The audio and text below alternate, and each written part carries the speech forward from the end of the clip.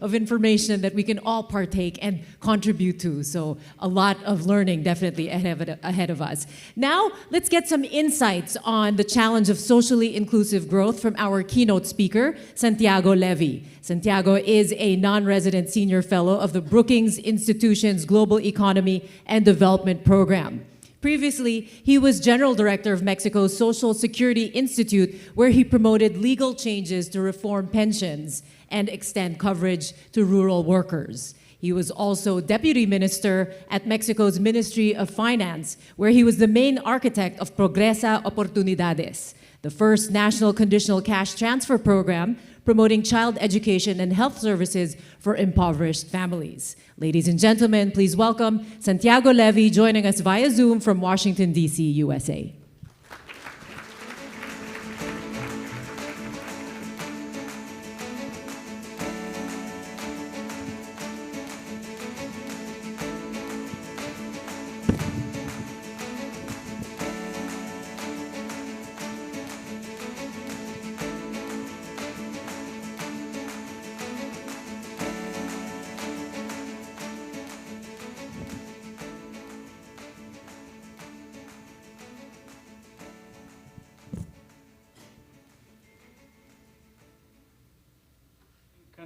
I assume you can hear me. If some sign of something to let me know that you can hear me.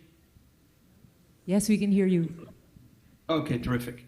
Okay, so good morning to all. And first of all, apologies for not being able to join you personally, but this time I could make the trip.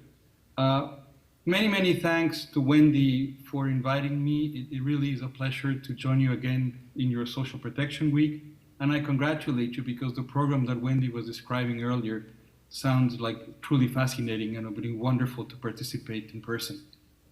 As Wendy already mentioned, what I'm going to do is I am going to talk a little bit about the challenge of socially inclusive growth and hopefully draw some lessons from Latin America that would be good. Can my screen be seen there? Should I make it bigger? Is that good? Is my screen, can it be seen? It's not complete. We can shrink it. Maybe we can ask for help from the technical booth to shrink it. Is that good? Well, we're just fixing our screen, sorry. We're just fixing a bit of a technical no problem. Thing here let me on know our when you screens. can see the first slide. Okay, we're just fixing it here. It's called Murphy's Law, Mitzi. You never beat it. This is there we go. Now, and we see, we see you as well. Okay, all good. Oh, okay, so terrific. So,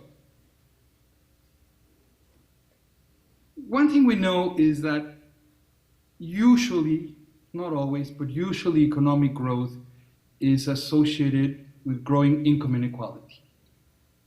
And so you need really strong social protection systems to be able to combat the inequality associated with growth. As income grows as well, we all know that low-income household, middle-income household will demand more healthcare. And as life expectancy and demographic transitions take place, the pressures to protect the elderly from old age poverty get even stronger. As economies urbanize, the political salience of these demands gets stronger. So as the Vice President Yasmin said, social protection takes a critical role in this particular context. However, designing effective systems is really a challenge because one has to balance out budgetary costs, redistribution, and efficiency. And I want to highlight some of the good things and some of the bad things that we've done in Latin America. And maybe these have some useful lessons, particularly for countries in which informal employment is very, very large. So just a few quick remarks on the structure of social protection. The cornerstone of social protection in Latin America is what I call the Bismarckian model, basically from an importation from Germany at the end of the 19th century. But it's basically bundled programs of retirement pensions, disability pensions, health coverage against illness, and other kinds of programs, sometimes daycare, sometimes housing, critically only for a subset of workers, for those that have a salaried or dependent relation with a firm. Together with, usually, protection against the loss of employment, not so much through unemployment insurance, but through stringent firing conditions. And sometimes this varies a lot from country to country through high minimum wages to try to support your income. The fundamental problem of the Bismarckian model is that 70 or 80 years after this model was put in place in Latin America, it covers less than 50% of the labor force. In some countries, it covers substantially less. In Bolivia, maybe 20% of the labor force. But even in large countries like Mexico and middle-income countries like Mexico, the coverage of the Bismarckian model is less than 45% of labor force. So the pressures to increase coverage to those left out are politically very important. And in Latin America, they became very strong as growth resumed, as countries became more democratic. However, the desire to increase coverage and the willingness to increase spending was not accompanied by a willingness to reform the Bismarckian model. What countries did in Latin America is they left that model for half of the labor force, or maybe 30% of the labor force, or 40%, whatever. They left that for 30% of the labor force, and then they created a whole bunch of additional scheme-by-scheme programs of two types: targeted income transfers for the poor, like the case of Progreso Oportunidades, which was mentioned in the introduction, or a set of non-contributory, quote-unquote, health, pensions, and other programs for informal workers, by the word non-contributory meaning finance from general revenues, as opposed to the Bismarckian model, in which benefits are financed with contributions from wages. What is the fundamental structure of that social protection? This matrix, look first at the columns. In the first column, formal, A plus B are the workers that are in the formal sector, covered by the Bismarckian scheme. In the right column are informal workers, or the unemployed, or those people out of the labor force, C plus D.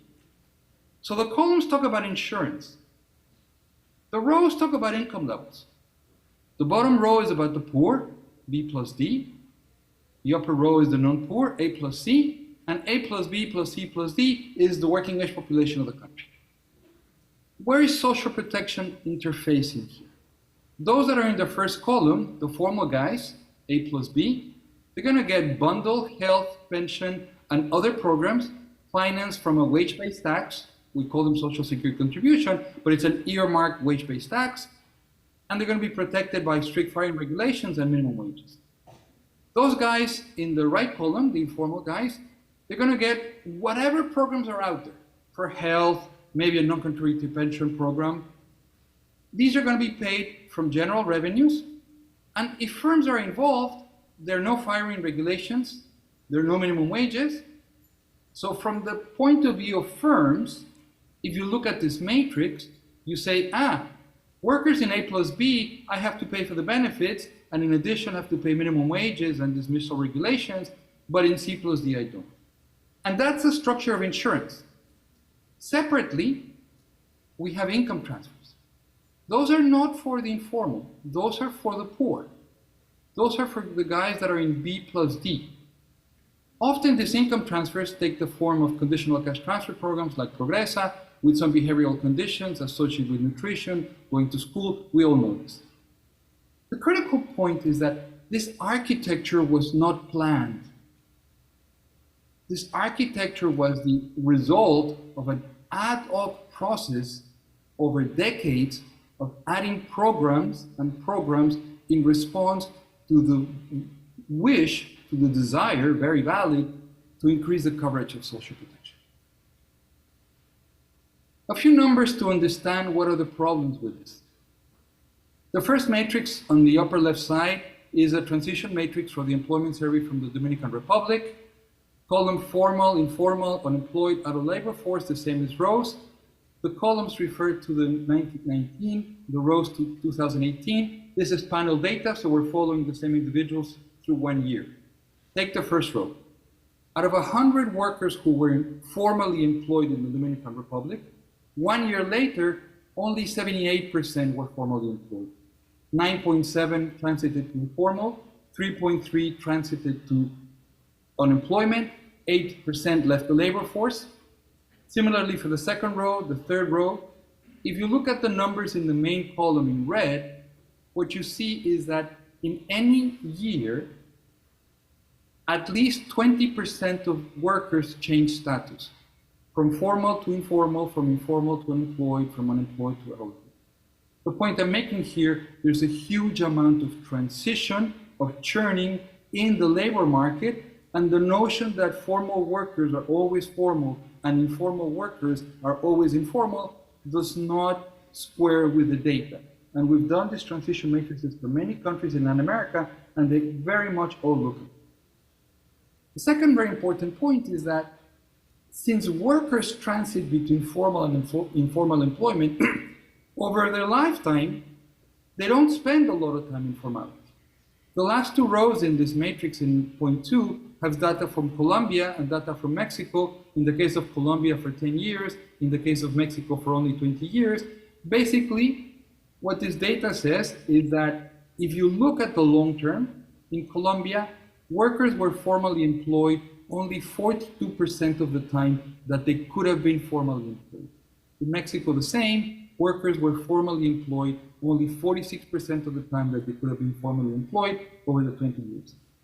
Lastly, if you look at the numbers on the right side, spells of formality are highly correlated with income levels. So workers that have 10 minimum wages or more spend a lot more time in formality, and wages that have lower minimum wages spend less time in formality. And that's why we tend to associate informality with low income, but the data says that this association is actually flawed because it looks at the average and it doesn't look at the distribution. The right panel has data for Ecuador, and it has some very important data. It says if you look at the wage distribution for formal workers in blue, and then the wage distribution for informal workers in red, what you see is that there's a large overlap in the formal and informal wage distributions, which is concomitant with the fact that the same individuals are transiting between formal and informal employment. So what does this data say? It says, first, big point, informality and poverty are sometimes confused, but this is a mistake. Most workers in Latin America are informal, but most informal workers are not poor.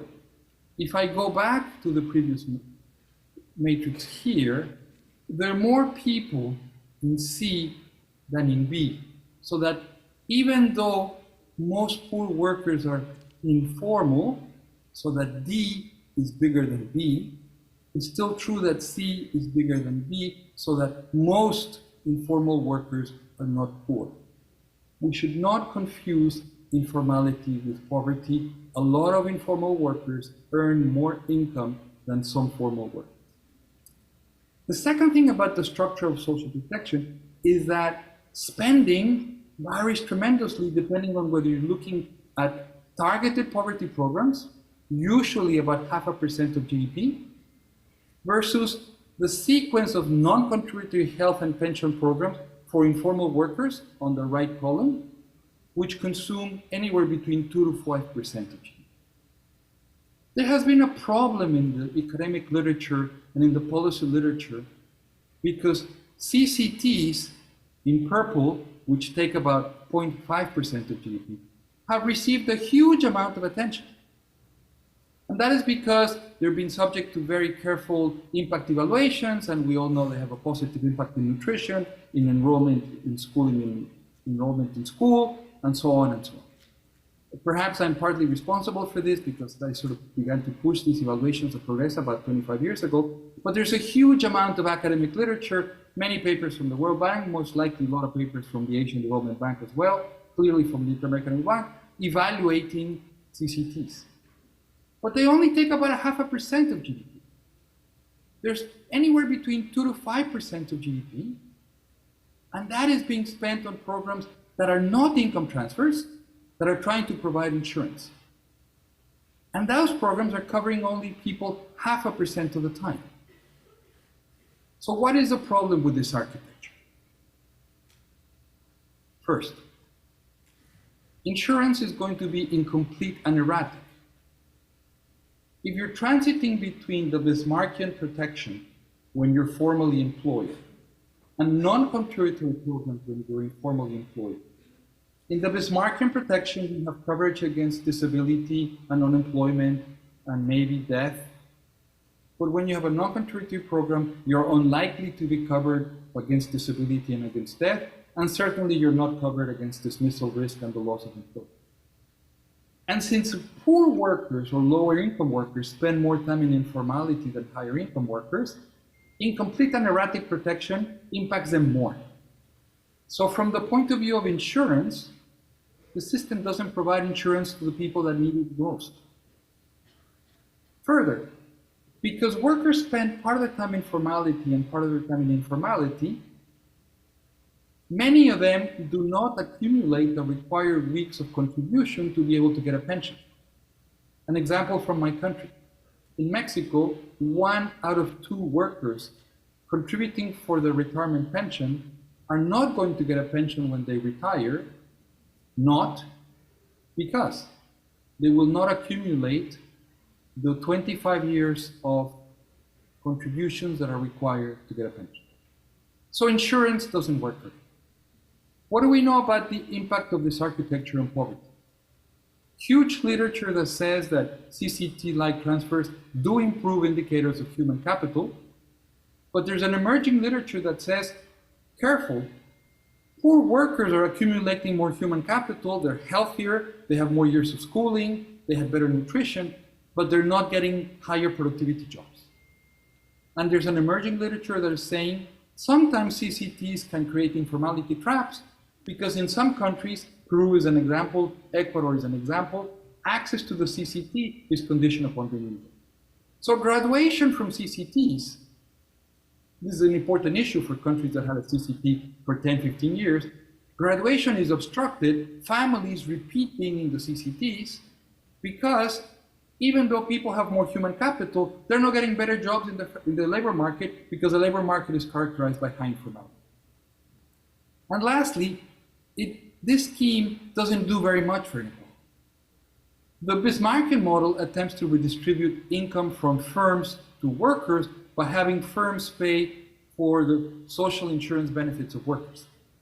But in Latin America, and I assume this is the case also in many countries in Asia, at least some that I know, many firms are very small. In fact, most firms are very small. So that the income of owners and the income of workers are not that difficult. Redistributing from firms to workers is not the same thing as redistributing from rich to poor. Workers of low income are also excluded from pensions. And informal workers are paying for part of this construction because the demand for formal workers is depressed because of the high cost of the Bismarckian model, and therefore the supply of informal workers in the formal sector increases, pushing their wages down. So there's little redistribution going on through this scheme. The second problem, and this is strongly underestimated, but in my view really deserves a lot of attention, and hopefully the ADB can do some research of this to see whether this is relevant happening in some Asian countries, is that formality is taxed. It is implicitly taxed because firms or workers are requiring workers to contribute to some benefits that they're not going to get. The typical one is the retirement pension, in which a lot of workers are contributing they're not going to get. So you're paying a tax that can be anywhere between 10 to 15% of your wage into something that you will eventually not get. It's really like a pure tax. And then when that interacts with high minimum wages, formality in general is taxed by the structure of the social protection. In parallel, informality is subsidized. It's subsidized, why? Because if you go back to the matrix that I had before, non-contributory benefits are conditional of being informal. If you get a formal job, you lose them, and now you and the firm that hires you has to pay for these benefits. So that the structure of financing this asymmetry, in one case, benefits are paid from general revenues, in the other case, benefits are paid by a tax internalized by firms and workers, actually ends up subsidizing informality because workers get free benefits conditional upon not having a formal job. And then lastly, small firms are being subsidized, partly because the scheme is not enforced in small firms, partly because in many countries the self-employed or family firms are excluded from the Bismarckian model, and partly because in Latin America, I don't have time to talk about this, there are many special regimes for firms conditional upon the firm being small, so that the firm grows, it goes out of the regime, and it's taxed much more highly, and it therefore doesn't want to. So the result is an incentive system that misallocates resources and hurts productivity because it's somehow taxing the high productivity part of the economy, the formal sector, subsidizing the informal sector, and is creating hurdles and obstacles for him to grow. Bottom line, what has happened in Latin America? There's been a huge effort to increase spending in social protection. Over the last 3 decades, for the region as a whole, spending in social protection has doubled, from 7 to almost 14% of GDP. But Latin America continues to be one of the most unequal regions of the world, if not the most unequal. The contrast between what happens in the OECD countries and what happens in Latin America, it's really very telling. In the OECD countries, the structure of taxation and social protection reduces the Gini coefficient from 0.47 to 0.3, 17 points. So social protection is actually doing a very effective job in reducing inequality. But in Latin America, the structure of social protection is reducing the Gini coefficient from 0.51 to only 0.49, 0.02 points. So it's a dramatic difference. So it's not achieving the declines in inequality that we wanted to achieve. It is true that the system has improved indicators of human capital, but the effort doesn't correspond to the budgetary resources. And in parallel, what has happened in the region is that productivity has stagnated, in part, not only, but in part because of persistent inequality. There are many other factors in Latin America that explain these disappointing outcomes. Social protection systems are not the only ones. There are many other factors having to do with competition, having to do with the rule of law, having to do with protection. But clearly, the bottom line is that these are not satisfactory systems of social protection, not individual program systems. I don't have time to talk about a third problem. I spoke about efficacy, I talk about efficiency. I wanted to talk about fiscal sustainability, but I don't have time to do that. Rather, I want to use my last 5 minutes to talk about some conclusion. As Wendy mentioned, I've been involved in these programs and CCTs for many years. Latin America developed them in the early 1990s.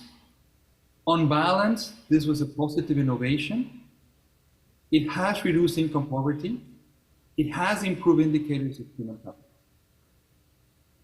In parallel, less noticed, Latin America developed a second tier, a parallel system of social insurance for informal workers.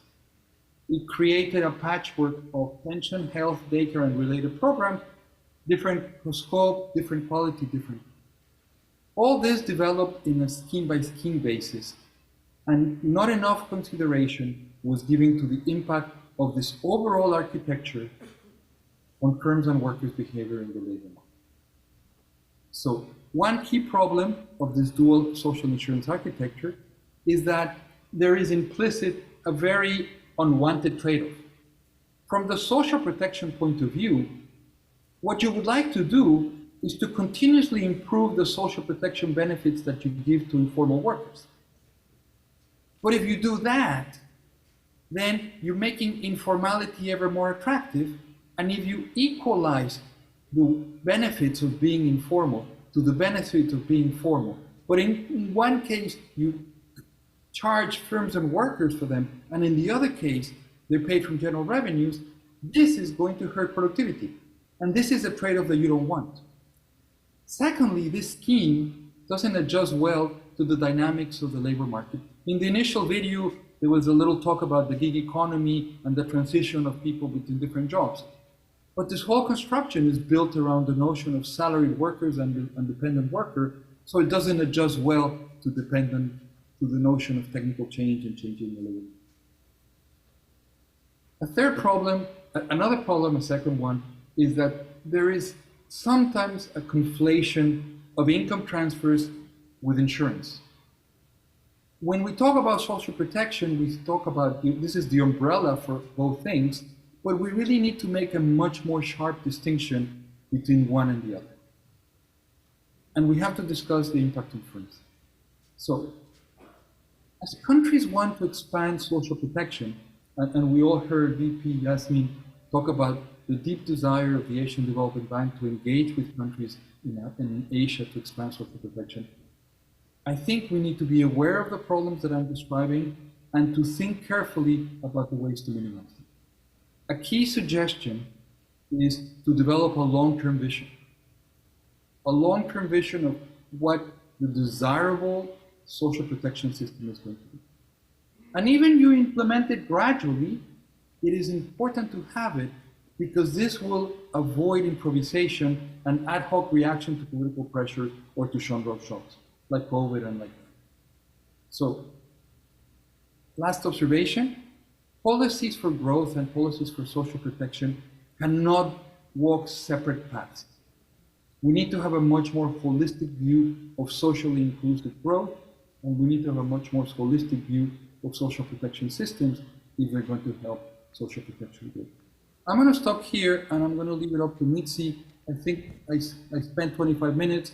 If there's time for questions and answer, or if not, we can continue. But thank you very much for listening to me. Thank you very much, Santiago.